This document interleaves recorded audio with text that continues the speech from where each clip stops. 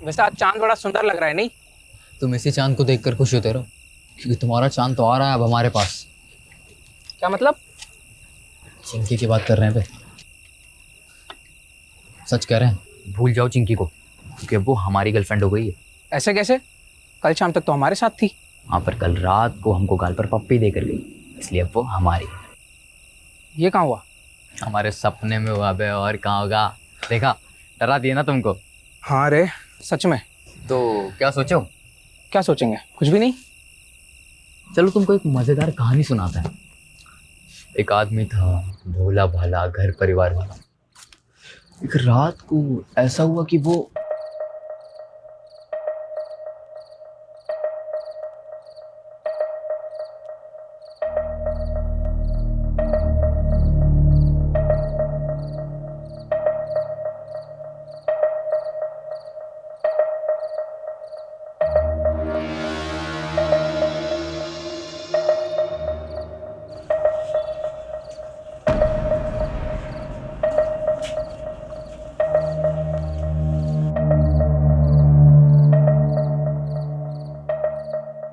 शमीम, ये इतनी रात को कहाँ जा रहे हैं? तुम सो जाओ ज़ेबा, जल्दी ही आ जाऊंगा। और इस थैले में क्या है? पानी की बोतल है, और क्या है। ज्यादा सवाल मत करो ज़ेबा, जल्दी ही आ जाऊंगा, तुम चुपचाप सो जाओ।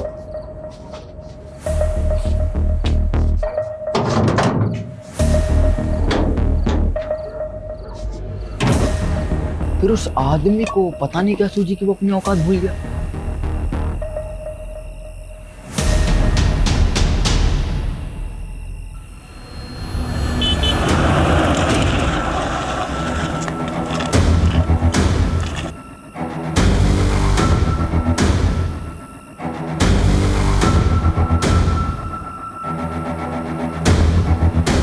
फिर क्या हुआ? फिर वही हुआ जो नहीं होना चाहिए था। क्या मतलब?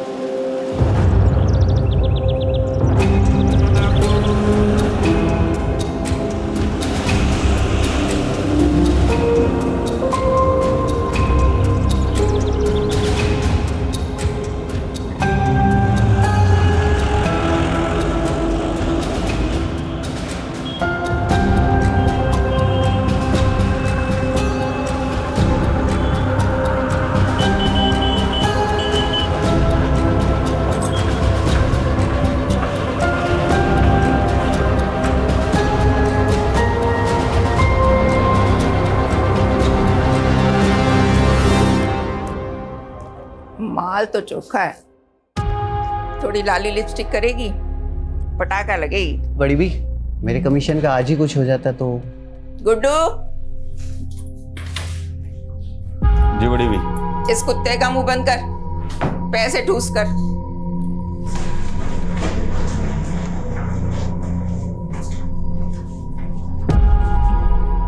आज से ही काम शुरू करना है, तब तक यहीं रहना होगा, समझी? मुंह में जबान नहीं है क्या? भूख लगी है? खाना नहीं खाएगी तो रात भर कैसे टिकेगी? मैं खाना भिजवाती हूँ तुम्हारे लिए।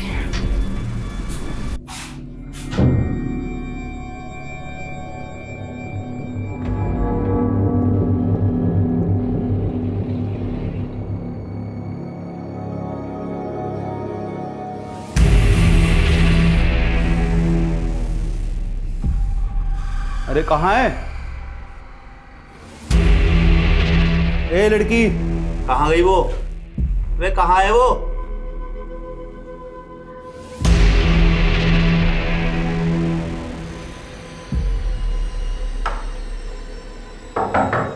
लड़की, ए लड़की,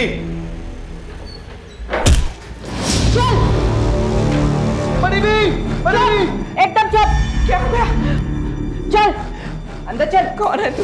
अब तेरा बड़े घर जाने का टाइम आ गया। यादव, शीला सेफ है, जल्दी से आ जाओ। अरे मैडम जी, हम तो सोशल वर्कर हैं, गरीब बच्चियों को काम दिलाते हैं। आपको कोई गलत फहमी हुई है। चुप! तेरा पूरा काला चिट्ठा है हमारे पास। इन दोनों को लेके जाओ और तब तक तोड़ो जब तक लाठी और हड्डी में से एक टूट ना जाए। चलो लेके जाओ। चल निकल, चल थाने।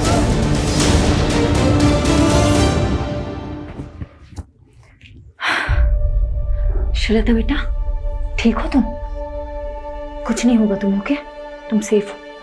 जल्दी से अपने मम्मी पापा के पास पहुंच जाओगी।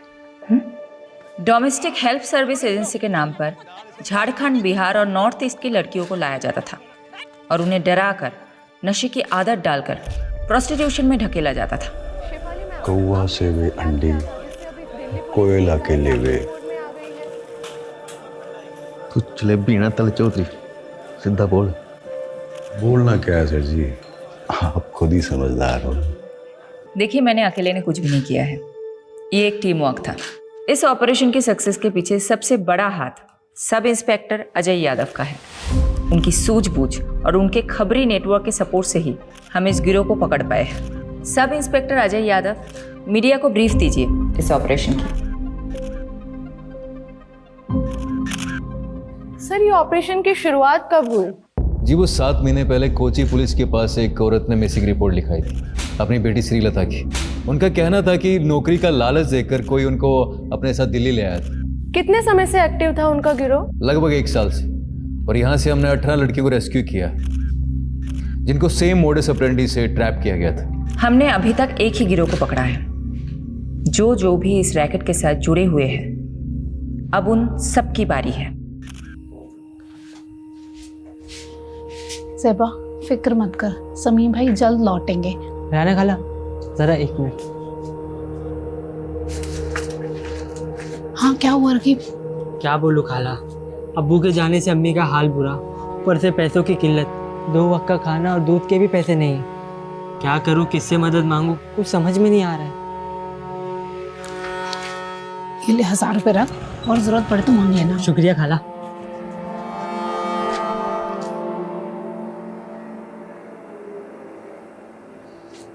अजीज, शमीम का कुछ पता चला क्या? पुलिस ने कहा है कि वो पता लगाएगी शमीम का। वैसे मुझे नहीं लगता वो लोग कुछ करेंगे।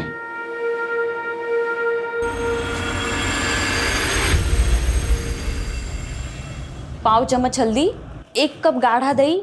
दिखाइए तो क्या क्या लिखा। ये देखो। अरे मैडम, ये क्या लिख दिया आपने? मैंने 1 चम्मच लाल मिर्च और पाव चम्मच हल्दी बोला था, सब उल्टा लिख दिया आपने। अच्छा हुआ तुमने देख लिया, वरना पता नहीं मैं क्या कर रही हूँ। एक्चुअली आज आरुषि की फ्रेंड्स आ रही है स्लीप ओवर के लिए, तो मैंने सोचा कि कुछ अच्छा सा बढ़िया सा पंजाबी डिश बना कर खिलाऊं। आई होप आज मैं आरुषि को कोई शिकायत का मौका ना दूँ। अच्छा, श्रीलता को मेडिकल एग्जामिनेशन के लिए भेजा था, रिपोर्ट्स आई?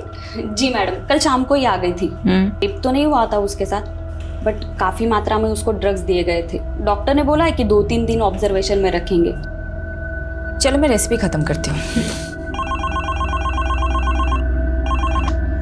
हेलो,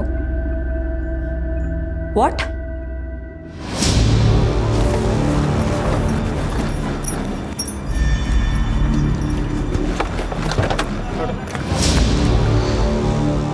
जैन मैम, लाश का चेहरा कुचला गया है, आइडेंटिफाई करना मुश्किल होगा।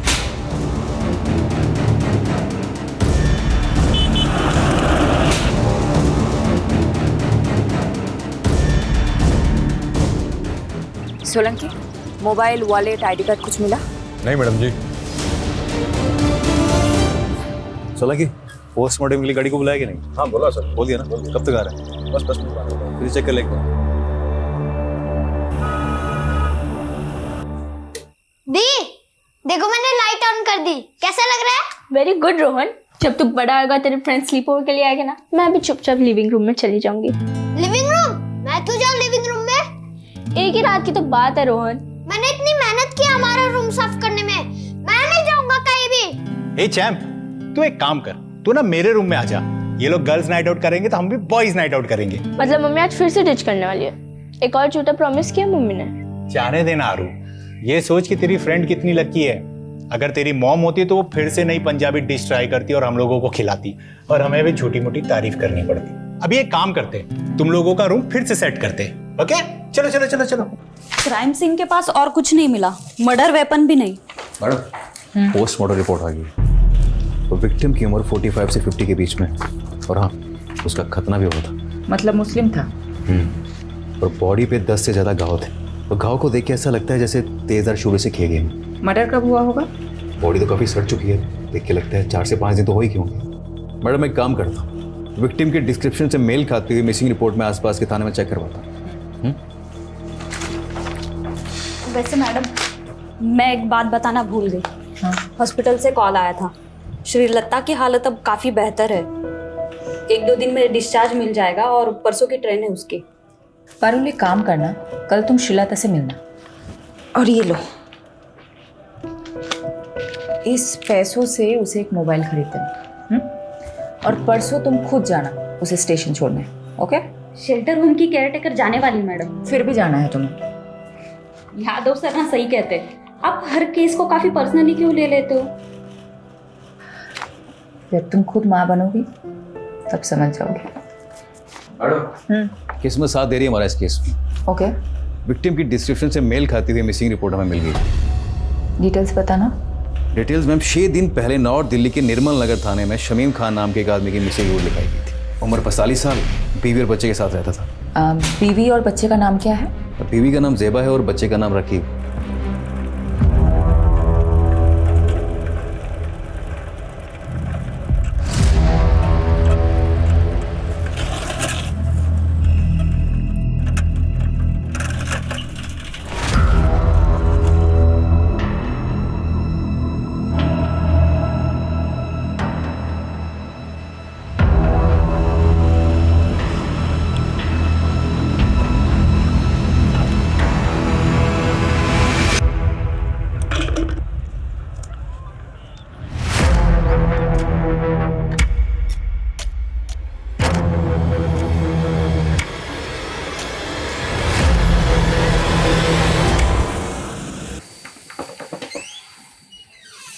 पार्टी सर, आपने बुलाया मुझे?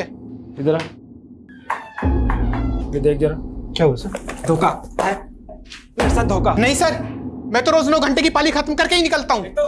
तो झूठ बोलता है। नहीं सर। ऊपर से काम चोरी करता है। अब ध्यान रख ले, अगले 1 महीने तक तूने ओवर टाइम करके मेरा हिसाब पूरा करना है। अगर कुछ गड़बड़ हुई तो याद रख, तेरा वही हाल होगा जो शमीम का हुआ था। समझा?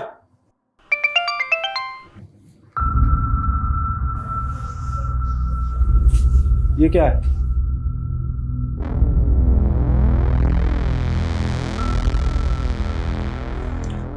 पहले शमीम कहीं चले गए और अब रकीब का भी पता नहीं। कुछ पता चला रकीब का? नहीं, लेकिन मैंने रकीब के कुछ दोस्तों से बात की। रकीब ने किसी को 1000 रुपए दे के बंदूक खरीदी है। रकीब बंदूक क्यों खरीदेगा? रकीब! रकीब! क्या हुआ बेटा? क्या हुआ? क्या हुआ रकीब? इसको खड़ा करो। क्या हुआ बेटा? रकीब, ये गाँव कैसे? और बंदूक क्यों खरीदी तूने? कुछ गलत किया है तूने? बोल बेटा, बोल। कहीं इन सब का ताल्लुक शमीम भाई के गायब होने से तो नहीं है? क्या जानता है तू शमीम भाई के बारे में?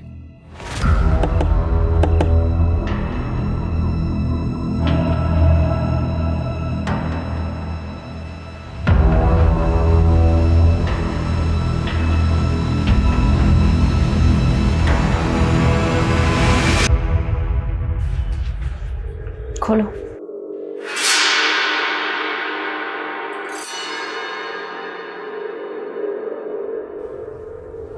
नहीं, ये मेरे शौहर नहीं है।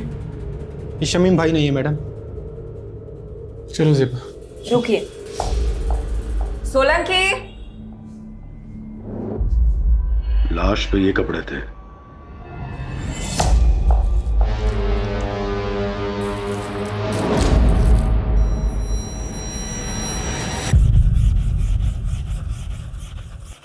अरे अब्बू, शर्ट को इतना भी मत घिसो कि चीख पड़े। शर्ट चीखेगी नहीं बेटा, चमक उठेगी। ये देख, तेरे बाप के हाथों का कमाल। एक शर्ट पूरे 5 साल चलाता हूँ, समझा? और मेरे इसी बचत के पैसों से तू हर 5 महीने में नई शर्ट खरीद पाता है।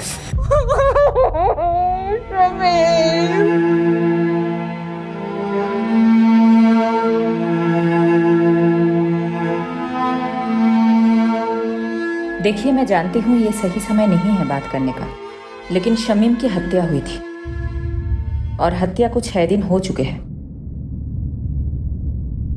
शमीम की किसी के साथ अनबन, झगड़ा, कुछ भी? ऐसा कभी कुछ नहीं हुआ था।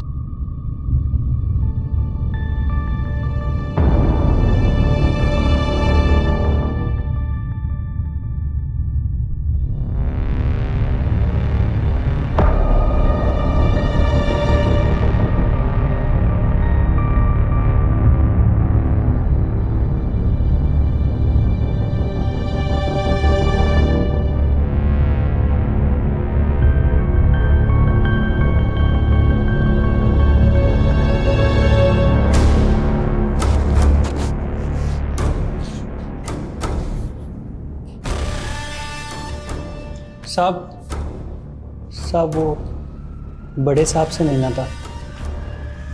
नाम क्या है तुम्हारा? बाबू। बाबू पक्का यही था वो? कितनी बार बताया साहब, 100% यही था। 2 आदमियों ने इसे पीछे से पकड़ रखा था और एक आदमी इसको चाकू मार रहा था। मैं डर के मारे सहम गया था, इसलिए इसकी मदद भी नहीं कर पाया। हमारे पास इतने दिन बाद क्यों आए? मैडम जी, दिल्ली में नया हूँ और किसी को जानता भी नहीं, और फिर पुलिस स्टेशन में आने से हर कोई डरता भी तो है। तो फिर बाबू अचानक तेरी अंतरात्मा कैसे जागे? हाँ साहब, पेपर में पढ़ा कि इसका कातिल अभी तक नहीं मिला, तो मुझे ख्याल आया कि वो किसी का पति, किसी का भाई होगा शमीम, और उसे इंसाफ तो मिलना चाहिए ना। पर मैम, मुझे किसी लफड़े में नहीं फंसना। बाबू, मेरी बात अच्छे से सुनो जी। इस शामीम को 3 लोगों ने मारा है। उनका हुलिया पहचान सकते हो? चित्र बनवा सकते हो? शक्ल तो याद है मुझे मैम, रोज रात को सपने में आते हैं तीनों कमीने।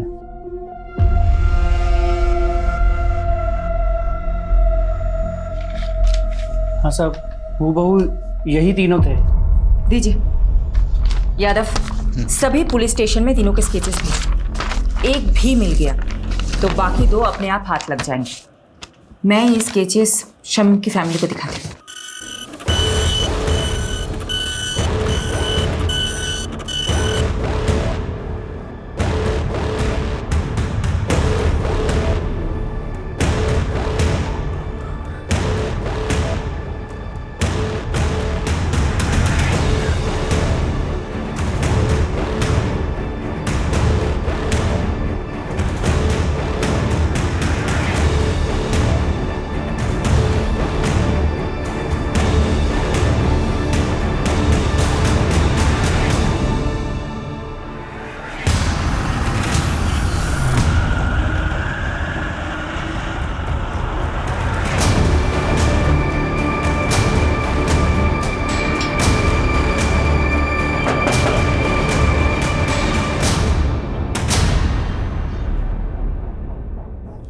ज़ेबा, तुमने हमें बताया था कि शमीम की किसी के साथ दुश्मनी नहीं है, लेकिन हमें एक आई विटनेस मिला है जिसने 3 लोगों को शमीम को मारते हुए देखा था।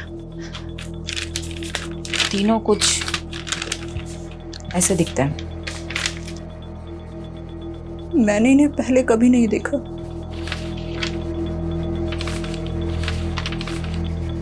जिस रात शमीम गए थे तभी मुझे अजीब लग रहा था। मैंने उनसे पूछा भी था, ये इतनी रात को कहाँ जा रहे हैं? ज्यादा सवाल मत करो ज़ेबा, जल्दी ही आ जाऊंगा, तुम चुपचाप सो जाओ।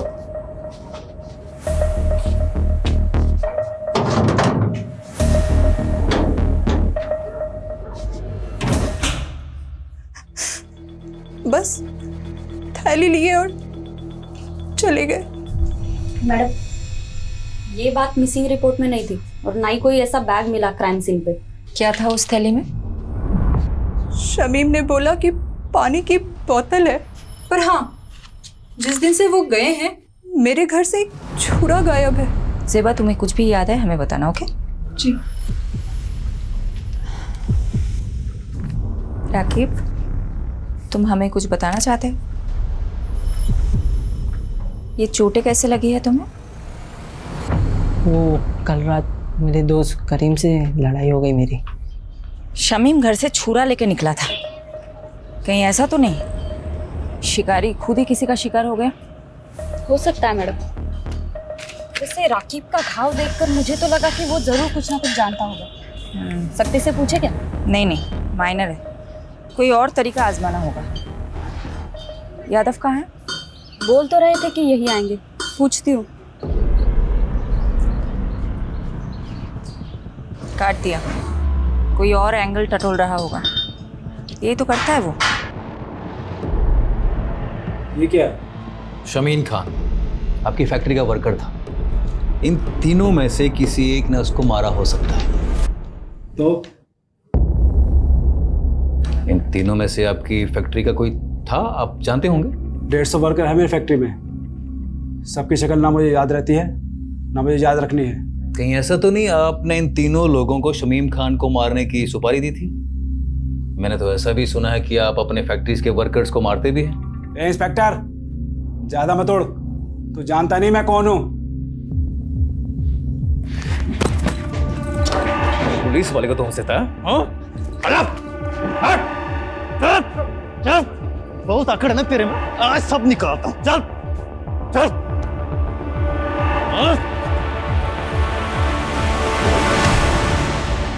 अगली बार घसीटता हुआ सीधा थाने ले जाऊंगा। दोबारा पुलिस के सामने इज्जत से पेश आना, समझा? चल।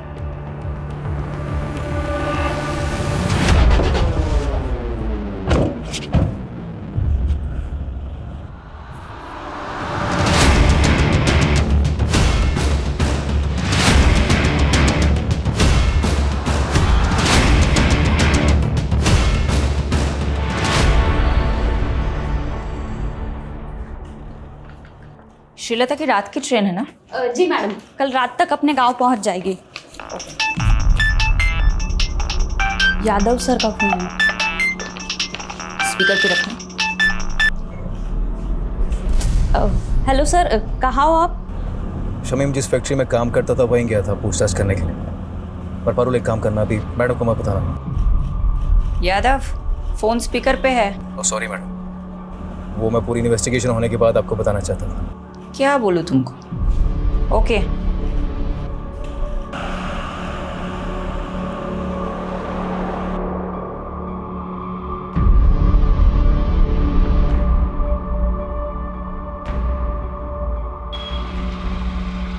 तो देखा क्या? हाँ सर, देखा देखा सा तो लग रहा है।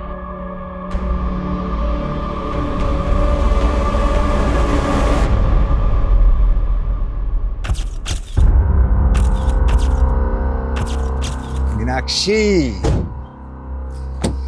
I'm gonna miss you. उम्र 55 की लेकिन दिल बचपन का है तुम्हारा।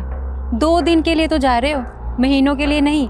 हाँ, लेकिन शादी के इतने सालों में भी 2 दिन भी मैं तुमसे दूर कहाँ रहा हूँ कभी।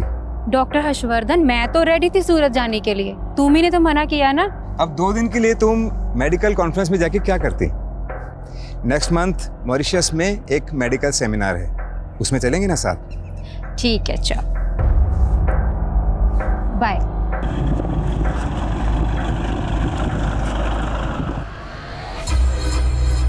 दीपक, जरा अपना फोन देना। Yes sir. हाँ, मैं बोल रहा हूँ, दीपक के फोन से बात कर रहा हूँ। दरअसल मीनाक्षी ने मेरे फोन में कोई स्पाई सॉफ्टवेयर इंस्टॉल कर दिया है। मैं दीपक को भेजता हूँ तुम्हें पिक करने के लिए। Love you, bye.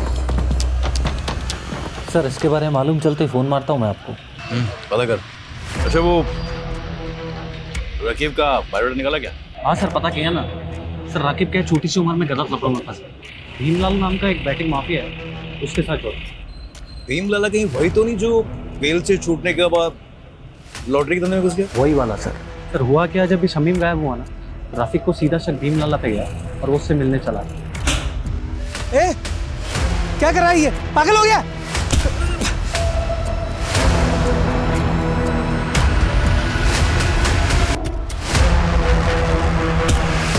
सर मारने गया था, मार खा के आ गया।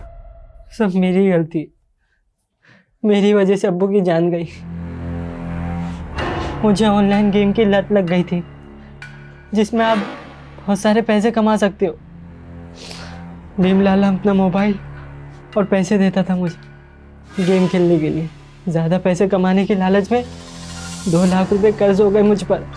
भीमलाला पैसों की वसूली के लिए हमारे पीछे पड़ गया था। उस दौरान अब्बू अजीज़ अंकल के साथ बिजनेस शुरू करने का प्लान बना रहे थे। अजीज़ अंकल के दिए हुए 60,000 रुपये मैंने चुरा लिए और भीमलाला को दे दिए। बस बाकी के 1,40,000 कब देगा? वही ब्याज के साथ? दे दूंगा, जल्दी दे दूंगा। लेकिन अब्बू को पता चल गया कि वो पैसे मैंने लिए। बता क्या किया तूने पैसे? बताता क्यों नहीं, क्या किया? अरे तू आज तेरी वजह से सब कुछ हुआ है। माफ कर दो। क्या जवाब दूं अजीज भाई को? बोल। मुझे माफ कर दो अब्बू, मारो मुझे, मारो, मैं बहुत बुरा हूँ अब्बू, मुझे मारो। क्या कर रहा है? क्या कर रहा है? पागल हो गया है क्या? सुन बेटा, क्या हुआ है? हाँ, हमें बता क्या हुआ है, हम कोई तरकीब निकालेंगे। बोल बेटा।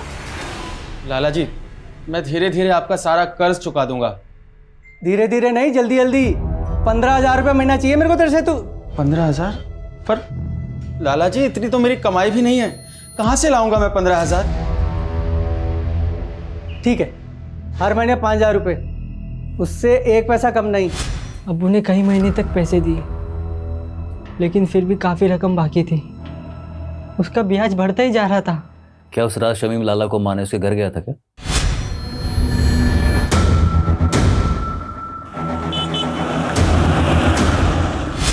ताकि उसका कर्ज ना चुकाना पड़े? लगता तो ऐसे ही है मुझे, इसलिए मैं लाला से अब्बू की मौत का बदला लेना चाहता था। यादव, यादव, बस करो। कितना मारोगे? मर जाएगा ये। देखो लाला, ये बहुत जिद्दी है, इसलिए तुम्हारे लिए यही अच्छा होगा कि तुम सब सच बता दो, नहीं तो ये तुम्हें मारता ही रहेगा। मैंने नहीं मारा शमीम को, आप खुद ही सोचो। सोने का अंडा देने वाली मुर्गी थी वो, मैं उसे क्यों मारूंगा भला? क्योंकि शमीम तुम्हें मारने आया था, इसलिए तुमने अपने उन 3 साथियों के जरिए उसे मरवा दिया। मैडम, ये देखो। मैं इन तीनों को नहीं जानता। लगता है जैसे इसे मारने का शौक है, तुम्हें मार खाने का शौक है। ठीक है, करते रहो अपने अपने शौक पूरे। चलो चालू हो जाओ।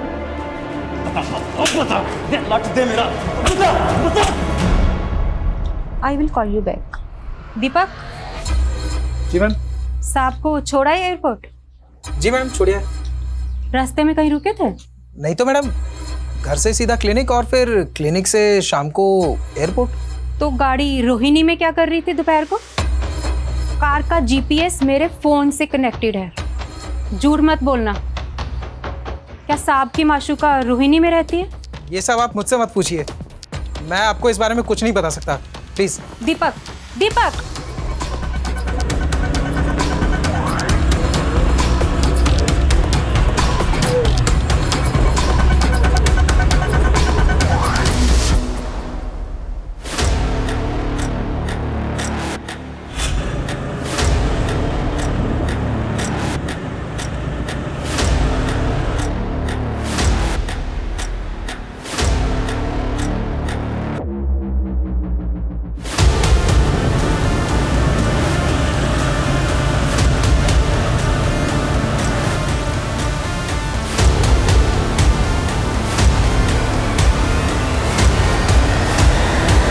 मैडम जी, हम गंगा मैया की कसम खा के कहते हैं, हमने किसी शमीम को नहीं मारा। झूठ मत बोल, हमारे पास चश्मदीद गवाह है जिसने तुझे शमीम का मर्डर करते हुए देखा है, और तेरे साथ ये दोनों थे। कौन है ये दोनों?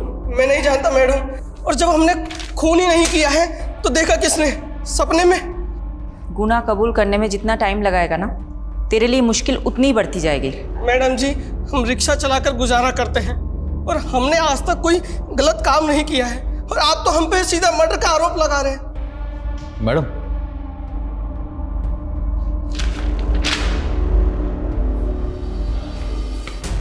बोलो। जीतू के बारे में पता किया मैंने, उसकी मौले से काफ़ी शरीफ आदमी है, कोई क्रिमिनल रिकॉर्ड भी नहीं है इसे। हो सकता है ये मर्डर से डेब्यू किया हो। इसे थोड़ी अपनी वाली ट्रीटमेंट दो, शायद सच उगल दे। तो मैं पारुल को बोलती हूँ, शहर के सारे पुलिस स्टेशन में पता करे जीतू का कोई क्रिमिनल रिकॉर्ड है या नहीं।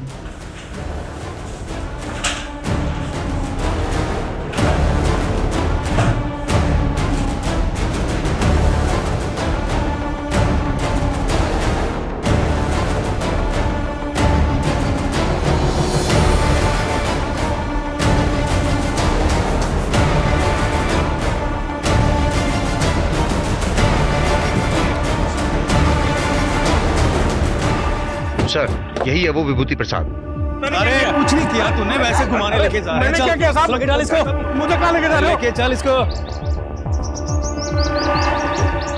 जैसी करनी वैसी भरनी।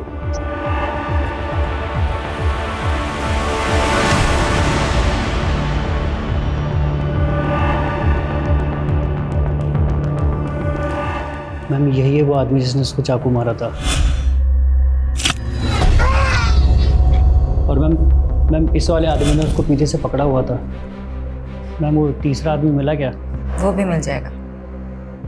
मैम मेरा कहीं नाम तो नहीं आएगा ना? फिक्र मत करो, तुम जा सकते हो बाबू। जी मैम।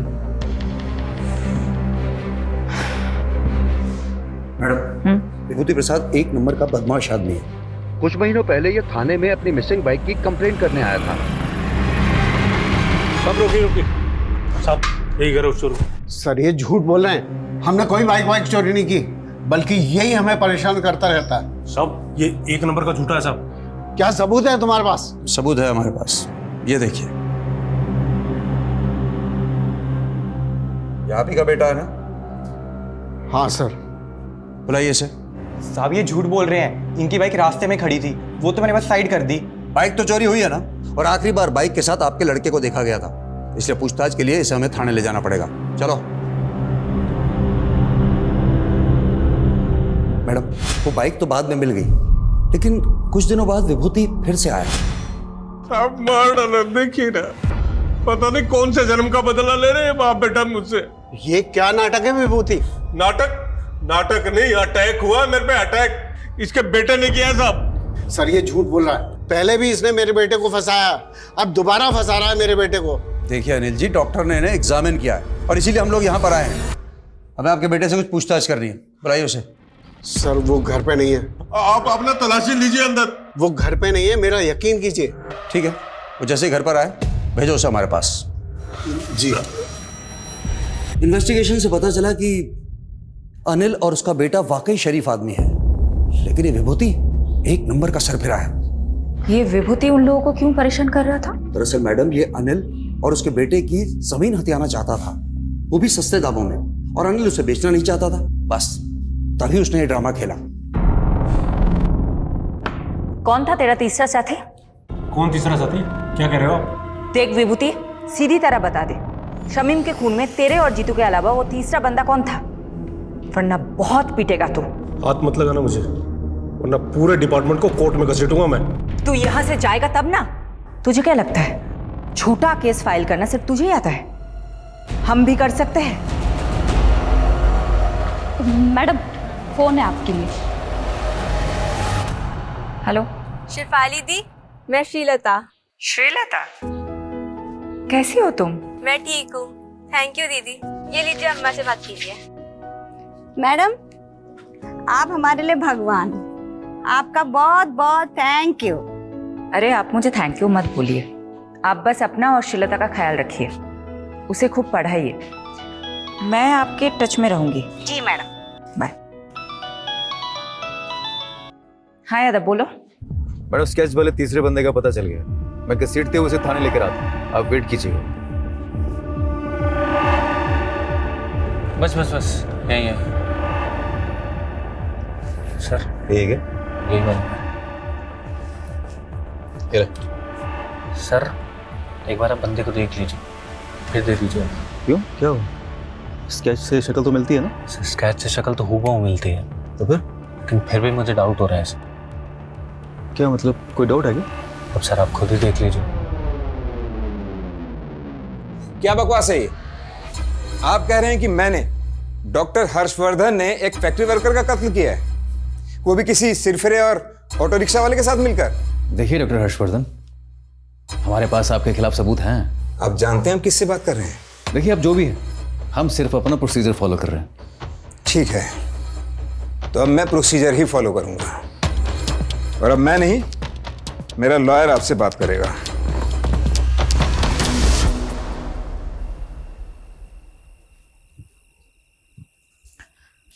ये लो। हाँ हाँ, सब हंस रहे हैं मुझ पर, तुम भी हंस लो। सॉरी शिफाली, लेकिन ये तुम्हारा यादव है ना, जोश में होश को बैठता है। गलती सबसे होती है, इट्स ओके। ये गलती नहीं, ब्लंडर था। सीमोन किसी आई विटनेस ने बोल दिया और तुम लोग शहर के नामी डॉक्टर हर्षवर्धन को अरेस्ट करने के लिए निकल पड़े। क्या फायदा हुआ? 5 मिनट में उसका वकील उसकी बेल करा के चला गया। तुम वकील लोग ना कभी पुलिस की प्रॉब्लम नहीं समझोगे। तुम लोगों को मजा आता है कानून के लूप होल्स को निकाल के मुजरिम को बचाने में। तो अब तुमने ये डिसाइड कर लिया कि डॉक्टर हर्षवर्धन मुजरिम है? नहीं नहीं, मैं एक जेनरिक बात कर रही थी। देखो, डॉक्टर हर्षवर्धन को हमने पूछताछ के लिए बुलाया, उसका एक बेस था, एक आई विटनेस है जिसने सस्पेक्ट का स्केच बनवाया है। वो हुलिया बिल्कुल मैच करता है डॉक्टर हर्षवर्धन से। इस ब्लाइंड केस में ये एक ही तो स्ट्रॉन्ग पॉइंट है हमारे पास।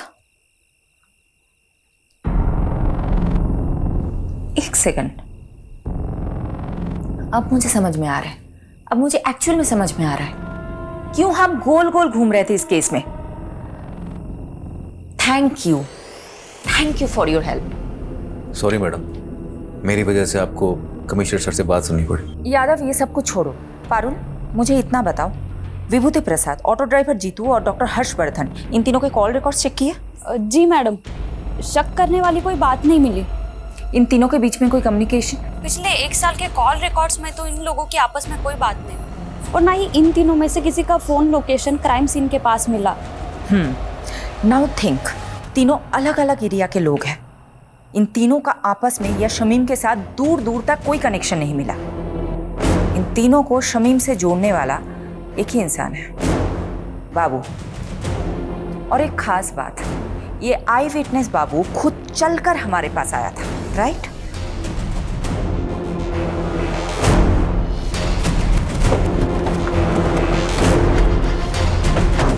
यादव,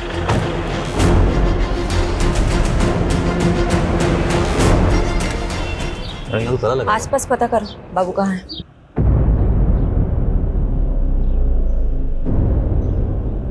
मैं बाद में बात करती हूँ। क्या हुआ? मैडम, आसपास पड़ोसी से बातचीत की मैंने, उनका कहना है कि बाबू काफी दिनों से गायब और उसका फोन भी बंद आ रहा है। मैंने ट्राई किया। मैडम जी, आप यकीन नहीं करोगे इस घर का मकान मालिक कौन है। बाबू मेरे दूसरे वाले घर पर भाड़े पे रहता था। जब विभूति ने मेरे बेटे राकेश पर इल्ज़ाम लगाया ना, तो मैंने ही राकेश को बाबू के साथ में उस घर में रहने के लिए बोल दिया था, छुपा दिया था उसको। वो घर पे नहीं है, मेरा यकीन कीजिए। ठीक है, वो जैसे ही घर पर आए भेजो उसे हमारे पास।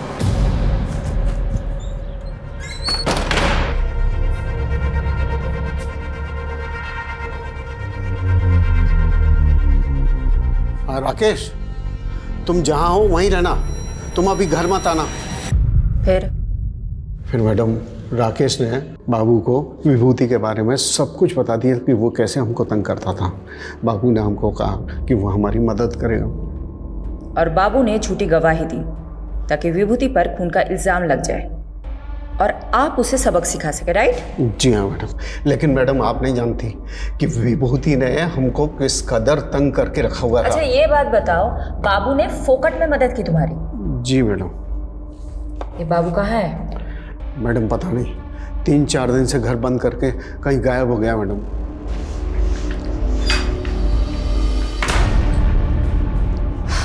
मैडम, बाबू के खिलाफ लुकआउट नोटिस जारी कर दिया है।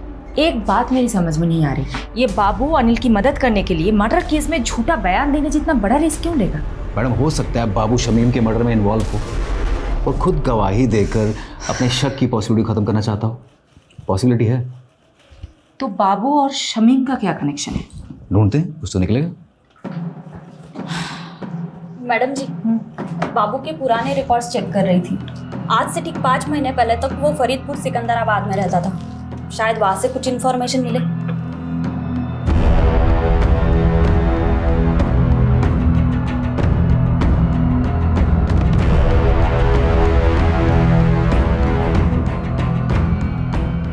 मैडम, बाबू और बिलाल इसी गांव का रहने वाला था। 16 साल की उम्र में उसने अपने दोस्त की हत्या की थी।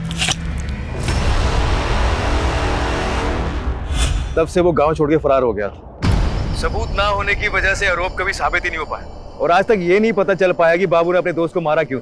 लेकिन यादव, बाबू के पास्ट के साथ शमीम का क्या कनेक्शन है? शमीम से कोई कनेक्शन नहीं है मैडम, लेकिन रेहाना से। अजीज की बीवी रेहाना बाबू की कजन थी।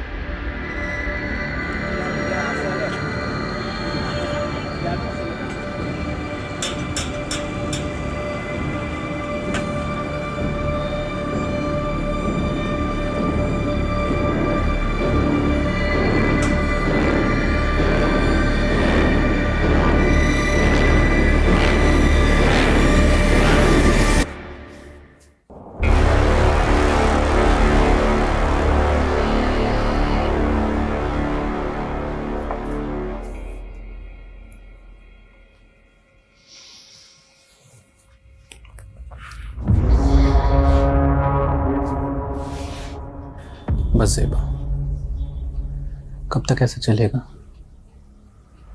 मैं तुम्हें अपना बनाना चाहता हूँ, तुमसे निकाह करना चाहता हूँ। अजीज, हमारे बीच जो कुछ भी हुआ वो गलत था, जिसकी सजा भुगत रही हूं मैं। शमीम की रूह को मैं और तकलीफ नहीं देना चाहती। ऐसा मत करो ज़ेबा, मैंने सब कुछ तुम्हारे लिए किया है।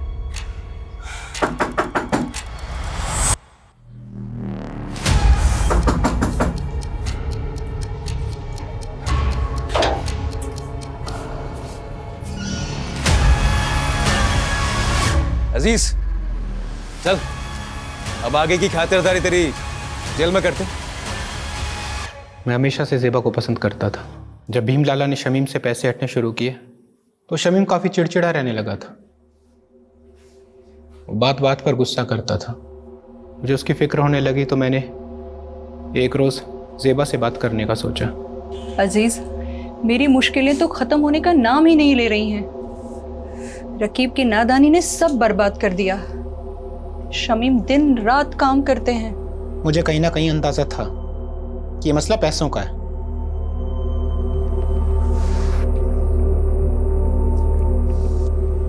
ये रखो, रखो इसको।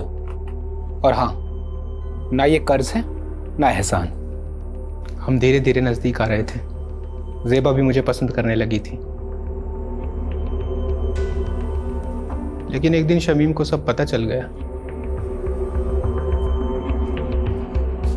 ज़ेबा, ज़ेबा, दरवाजा खोल, दरवाजा खोल ज़ेबा। अजीज, शमीम, मुझे माफ कर दीजिए, मैं आपके हाथ जोड़ती हूँ। गलती हो गई शमीम, माफ कर दीजिए, हमसे बहुत बड़ी गलती हो गई, माफ कर दीजिए शमीम। उस दिन के बाद से सब खत्म हो गया था। ज़ेबा ने मुझसे मिलना छोड़ दिया था, लेकिन मेरे जहन में दिन रात सोते जागते सिर्फ ज़ेबा का ही ख्याल था। तो ज़ेबा को पाने के लिए शमीम को रास्ते से हटाने का प्लान बनाया तुमने? हाँ, बाबू मेरी बीवी रेहाना के गांव का रहने वाला था। गांव में उस पर एक हाफ मर्डर का केस भी चल रहा था। मैंने उससे मदद मांगी। वो 2 लाख रुपए के बदले शमीम का काम तमाम करने को तैयार हो गया। रेहाना जानती थी इसके बारे में? नहीं, सारा प्लान मेरा और बाबू का था। प्लान के मुताबिक मैं एक दिन शमीम से मिलने गया।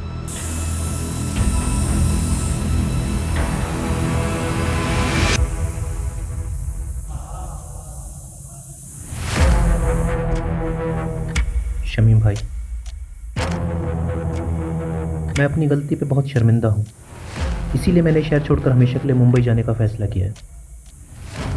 इसके बाद मैं अपनी शक्ल आपको कभी नहीं दिखाऊंगा। बस जाने से पहले दिल खोल कर आपसे बात करना चाहता था। क्या आप मुझसे मिलने आएंगे एक बार? जरूर आऊंगा जी। मेरी तरह शमीम के मन में भी साजिश बन रही थी।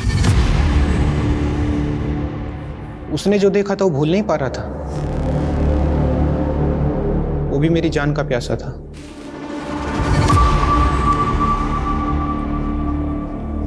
अरे शमीम भाई, बहुत बहुत शुक्रिया आप आए, सच बहुत खुशी हुई। और अब अफसोस होगा कमीने, छोड़ूंगा नहीं। माफ करना शमीम भाई, लेकिन ज़ेबा सिर्फ मेरी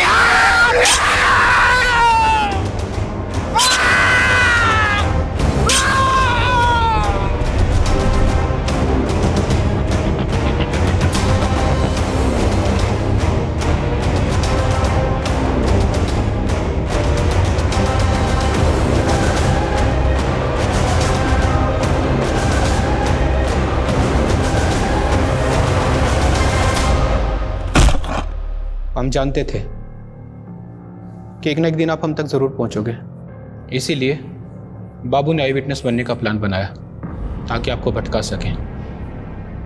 बाबू ने विभूति प्रसाद, जीतू और डॉक्टर हर्षवर्धन का नाम क्यों लिया था? ऐसा कुछ सोचा नहीं था। बाबू के दिमाग में जो हुलिया आया वो बयां करता चला गया। इरादा सिर्फ आपको भटकाने का था।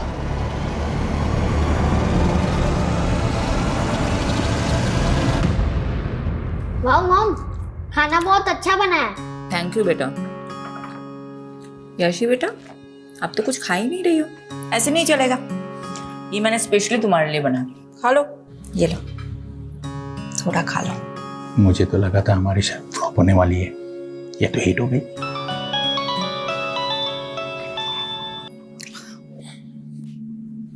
हाँ यादव, बोलो। मैडम, बाबू पकड़ा गया, माऊ में जाकर छिपा था। उसने बताया जीतू और डॉक्टर हर्षवर्धन का नाम क्यों लिया था? बदला लेने के लिए। बड़ी अजीब कहानी है मैडम। बाबू जब पहली बार शहर आया था तो उसने जीतू का रिक्शा लिया था और सिर्फ 15 रुपए के लिए दोनों में बहस हो गई। क्या 15 रुपए के लिए बाबू ने जीतू को मर्डर केस में फंसाया? जी मैडम, और डॉक्टर हर्षवर्धन के क्लिनिक में बाबू ने उसकी नर्स को छेड़ दिया था, जिसलिए डॉक्टर हर्षवर्धन ने उसको बहुत जलील किया था सबके सामने, और उसका बदला लेने के लिए उसने डॉक्टर हर्षवर्धन को बलि का बकरा बना दिया इस मर्डर केस में। लोग कितनी छोटी बात गांठ बात लेते हैं। चलो अच्छा है, ये केस तो सॉल्व हुआ। अब मैं चैन से अपनी फैमिली के साथ खाना खा सकती हूँ। अरे बिल्कुल madam. Good job Yadav. Thank you madam. Bye.